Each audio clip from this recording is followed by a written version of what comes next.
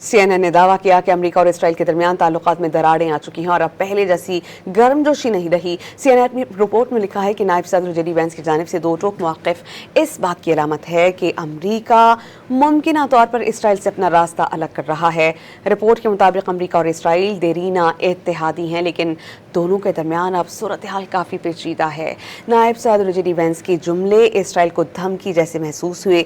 ये बयान कई दिनों से सामने आने वाले इन इशारों का नतीजा है जो ट्रंप इंतजामिया की जानिब से मिल रहे थे। अमरीकी इंतजामिया को वाज़ेह तौर पर खदशा था कि इसराइल और ईरान के साथ होने वाले अमरीकी मुआहिदे को सबोताज कर सकता है।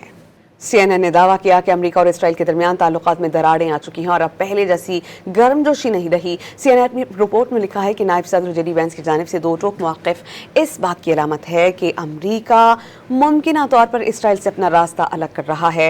रिपोर्ट के मुताबिक अमेरिका और इसराइल देरीना इत्तेहादी हैं, लेकिन दोनों के दरमियान अब सूरत हाल काफ़ी पेचीदा है।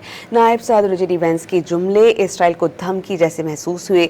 ये बयान कई दिनों से सामने आने वाले इन इशारों का नतीजा है जो ट्रंप इंतजामिया की जानिब से मिल रहे थे। अमरीकी इंतजामिया को वाज़ेह तौर पर खदशा था कि इसराइल और ईरान के साथ होने वाले अमरीकी मुआहिदे को सबोताज कर सकता है।